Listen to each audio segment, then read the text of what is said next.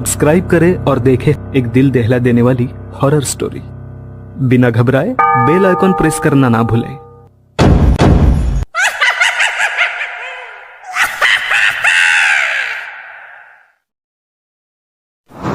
कभी भूत देखा है आपने, या कहीं कोई ऐसा हादसा हुआ हो जिससे आपकी पूरी जिंदगी बदल गई, या दिल में कोई डर सा बैठ गया? आज एक ऐसा ही वाकया मैं आपको बताने लगा।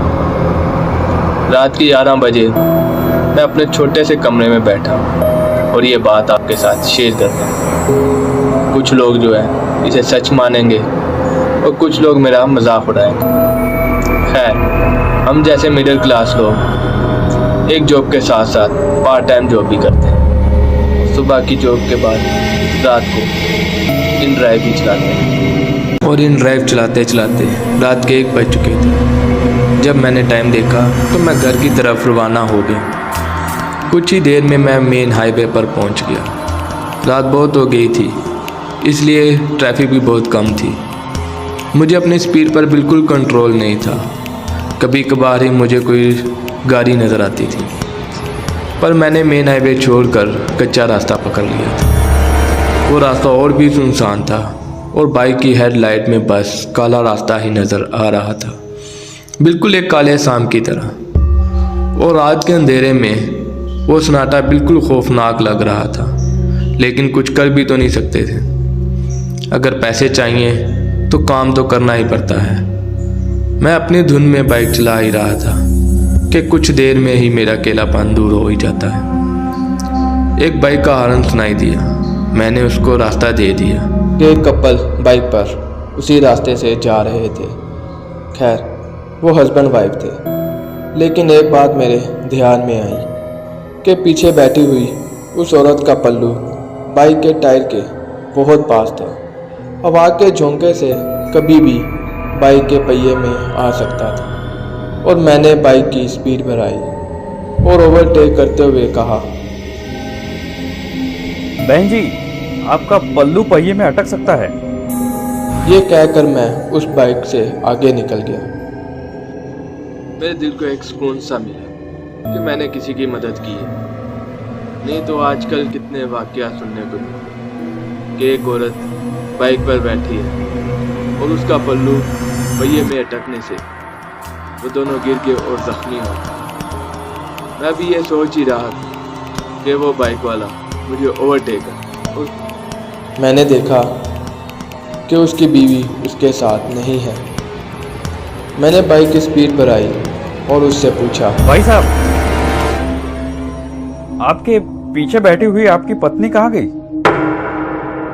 उनका पल्लू बाइक के पहिए में अटकने वाला था, तो मैंने उनको बताया था।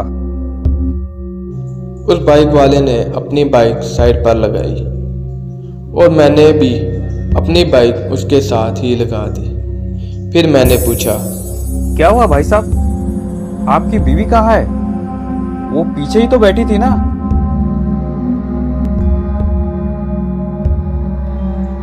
तो उसने कुछ भी नहीं बोला और अपनी डर भरी आंखों के साथ पीछे मुड़कर देखा तो वो रास्ता और भी डरावना लग रहा था। मेरे बाइक पर किससे बैठे देखा आपने? मतलब आप उसे नहीं पहचानते? मैं जॉब से घर जा रहा था अकेले, और मैंने किसी को लिफ्ट भी नहीं दी थी।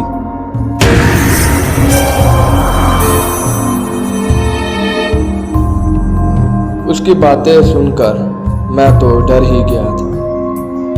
हम दोनों ने एक दूसरे को देखा और एक साथ पीछे देखा, और हमें रात के अंधेरे में एक धुंधली सी परछाई दिखाई दी।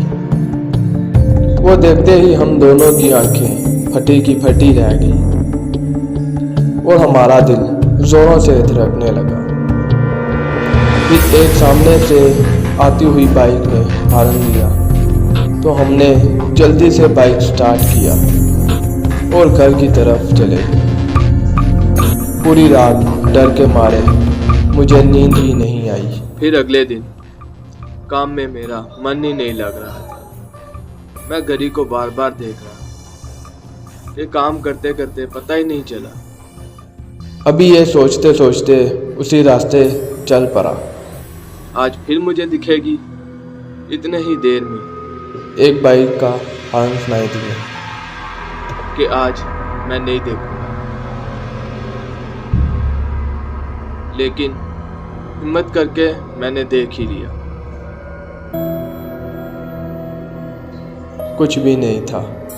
मैंने राहत की सांस ली और कुछ ही दूर जाकर उस बाइक वाले ने मेरी तरफ देखकर कहा, बहन जी से कहिए उनका पल्लू पहिए में अटक सकता है।